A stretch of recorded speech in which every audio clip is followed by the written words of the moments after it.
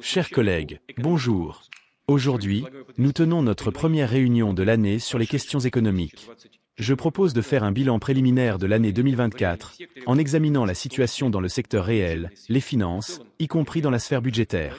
Globalement, et nous en avons déjà discuté, l'année dernière a été assez réussie pour l'économie russe. Grâce aux actions responsables, calculées et conjointes de l'État et du monde des affaires, les principaux indicateurs macroéconomiques se trouvent dans une zone positive. Nous allons les examiner en détail aujourd'hui. Mais avant cela, je voudrais dire quelques mots sur l'état du budget fédéral. Selon les estimations, son déficit pour l'année dernière a été de 1,7% du PIB. C'est un niveau acceptable, surtout en comparaison avec la situation des finances publiques dans certaines économies dites développées. D'après les estimations, en 2024, le déficit budgétaire par rapport au PIB s'est élevé à 6,2% aux États-Unis, 6,2% en France, 3,8% en Italie, 3,7% au Japon et 2,2% en Allemagne. Je souligne que ce chiffre correspond aux projections intégrées lors de l'élaboration du budget russe pour la période triennale à venir, de 2025 à 2027. L'année dernière, les recettes budgétaires non liées à la vente de pétrole et de gaz ont augmenté. Elles ont progressé de 26%. Atteignant 25,6 trillions de roubles, soit près de 800 milliards de roubles de plus que ce que le gouvernement avait prévu à l'automne. Cela signifie qu'une base de revenus fiable se forme déjà pour le trésor public pour l'année en cours, une base beaucoup moins dépendante de la conjoncture extérieure sur les marchés des matières premières. Par ailleurs, les revenus supplémentaires issus du pétrole et du gaz pour le budget de l'année dernière se sont élevés à 1,3 trillion de roubles. Cela permettra de maintenir le volume du Fonds national de bien-être, FNB, même si une partie de ces ressources a été utilisée pour des dépenses publiques et pour des projets d'investissement systémique d'envergure. Ainsi, nous préservons le potentiel du FNB en tant qu'important mécanisme de stabilisation et en même temps en tant qu'instrument de développement. Je le répète, il est important de continuer à garantir la stabilité et la résilience des finances publiques. À cet égard, je rappelle que le budget pour les 3 prochaines années a été élaboré en tenant compte du retour à la règle budgétaire.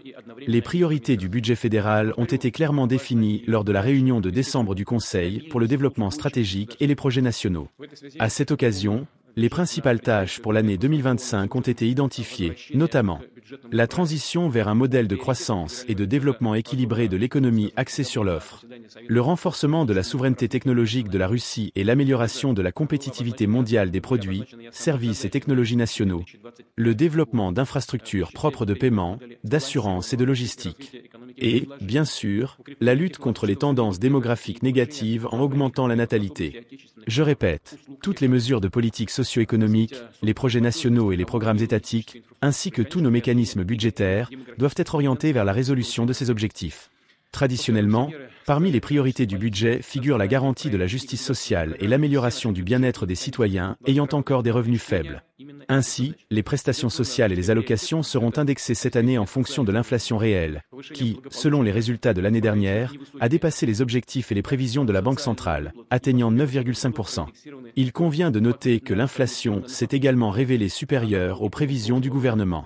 Une telle situation nécessite évidemment une réponse. À ce propos, je voudrais insister sur un point particulier. Il était prévu que, dès janvier de cette année, les pensions d'assurance soient augmentées de 7,3%, soit au niveau de l'inflation prévue. Cependant, comme je l'ai déjà mentionné et comme nous le savons tous, l'inflation réelle s'est avérée plus élevée.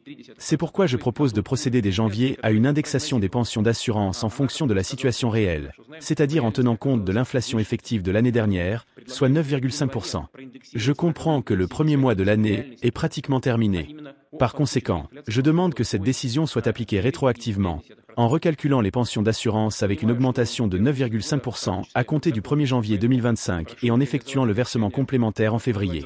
De plus, depuis le 1er octobre de l'année dernière, une indexation des pensions dites militaires pour ancienneté, invalidité et perte de soutien de famille a été réalisée. L'augmentation a été de 5,1%. Je considère qu'il est juste et équitable, pour les retraités militaires, de procéder également à une indexation supplémentaire en fonction de la hausse effective des prix de l'année dernière, et ce, également rétroactivement à compter du 1er janvier 2025. Je demande au gouvernement de prendre les mesures nécessaires dans les plus brefs délais pour mettre en œuvre ces décisions, ainsi que d'autres concernant l'indexation des prestations sociales et des allocations. Chers collègues, j'ai déjà mentionné qu'il est nécessaire d'atteindre une inflation modérée et, globalement, d'éviter les déséquilibres dans l'économie et sur le marché de la consommation. Il est important ici de suivre attentivement la demande, sa structure sectorielle, ainsi que les volumes de crédit. En décembre, la dynamique du crédit aux entreprises, c'est-à-dire le portefeuille corporate, a considérablement ralenti, et en janvier, elle reste inférieure aux objectifs visés. Cependant, la qualité des crédits accordés reste à un niveau élevé.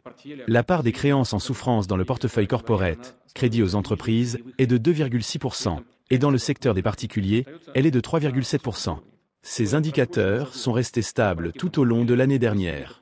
De son côté, le secteur bancaire russe dispose d'un capital suffisant, qui a augmenté l'année dernière. Les banques se portent bien et disposent des ressources nécessaires pour financer le développement de l'économie nationale.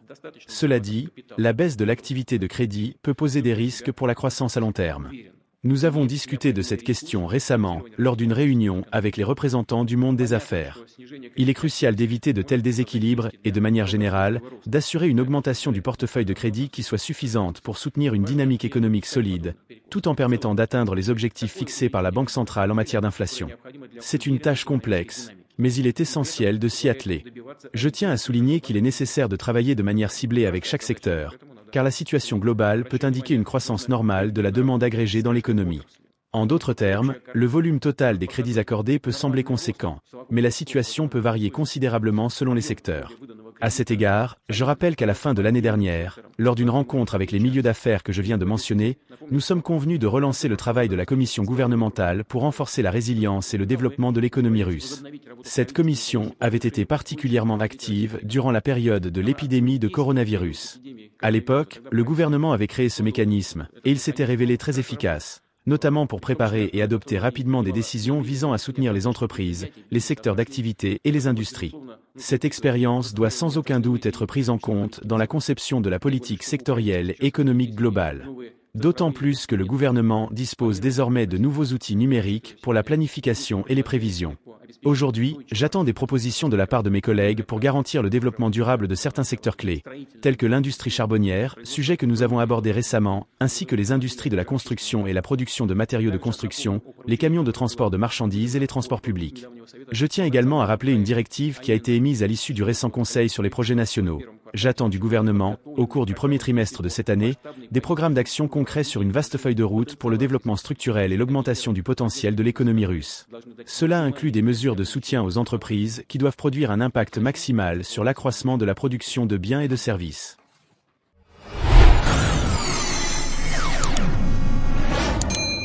Ce discours de Poutine nous offre une véritable mine de principes et de stratégies pour progresser dans la vie personnelle et professionnelle. Il illustre comment la clarté des objectifs, l'adaptabilité et la collaboration peuvent transformer les défis en opportunités. À travers une analyse approfondie, nous allons explorer 8 grandes leçons d'excellence applicables à nos propres parcours. Prenez le temps de réfléchir à chaque point et voyez comment les intégrer dans votre quotidien.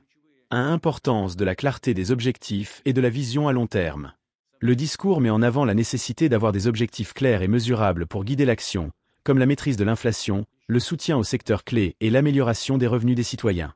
Leçon. Dans la vie personnelle et professionnelle, il est essentiel de définir des priorités et une vision à long terme. Une planification stratégique claire permet de canaliser les efforts vers des résultats concrets. 2. Adaptabilité et réaction rapide aux imprévus. Poutine souligne que l'inflation réelle s'est révélée supérieure aux prévisions, nécessitant une réaction immédiate avec des mesures comme l'indexation rétroactive des pensions. Leçon. Dans un environnement en constante évolution, savoir s'adapter rapidement aux changements est un signe de résilience et d'excellence. Être flexible et proactif face aux imprévus vous permettra de maintenir votre performance, même dans les périodes d'incertitude. 3. L'importance de l'équité sociale et de l'éthique. L'accent mis sur la justice sociale, notamment par le soutien aux citoyens à faible revenu et les indexations équitables, reflète l'importance de la responsabilité sociale. Leçon. Dans vos relations personnelles ou professionnelles, intégrer une dimension éthique et équitable renforce votre crédibilité et votre respect envers les autres. Offrir un soutien sincère aux personnes qui en ont besoin est une marque de leadership authentique. 4. Travail collaboratif et mobilisation collective. Le discours souligne l'importance de la collaboration entre le gouvernement, les entreprises et les citoyens pour atteindre des objectifs communs.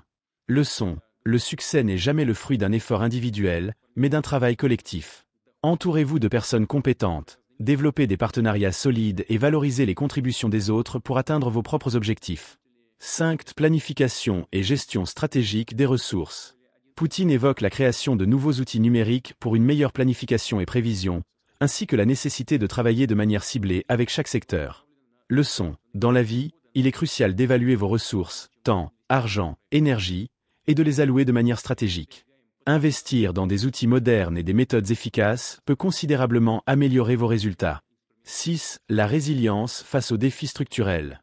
La relance de la Commission pour la résilience économique montre que face aux crises passées, il est possible d'apprendre et de s'adapter pour mieux anticiper l'avenir. Leçon. Chaque défi est une opportunité d'apprentissage et de croissance. Utilisez vos expériences passées comme des leviers pour renforcer votre capacité à surmonter les obstacles. 7. Mesure de la performance et amélioration continue. Le discours met en lumière l'importance de suivre les indicateurs clés, inflation, crédit, demande, pour ajuster les politiques et éviter les déséquilibres. Leçon. Entraînez-vous à mesurer vos propres performances régulièrement et identifiez les ajustements nécessaires pour progresser. L'excellence est un processus d'amélioration continue basé sur des données et des retours d'expérience. 8. Vision holistique et approche sectorielle. En se concentrant sur des secteurs spécifiques, industrie, transport, construction, le discours démontre qu'une vision globale doit s'accompagner d'un travail ciblé et détaillé. Leçon. Dans votre parcours, développez une vision d'ensemble tout en identifiant des domaines précis à optimiser. Cela vous permettra de progresser à la fois sur le plan global et dans les détails. En conclusion, ce discours offre des principes universels applicables dans tous les domaines de la vie. Clarté, résilience, éthique, collaboration et amélioration continue. En adoptant ces enseignements, vous pouvez passer d'un niveau de performance ordinaire à une véritable excellence, à la fois dans vos ambitions personnelles et dans vos initiatives professionnelles. Souvenez-vous, chaque décision et chaque effort doivent être orientés vers un progrès durable et une contribution positive, non seulement pour vous-même, mais aussi pour votre entourage et votre environnement. Selon vous, quelle est la clé de l'adaptabilité face aux imprévus dans un monde en perpétuel changement? Comment intégrer davantage d'éthique et d'équité dans vos décisions professionnelles et personnelles? Partagez vos idées dans les commentaires pour enrichir cette réflexion collective. Merci et à très bientôt.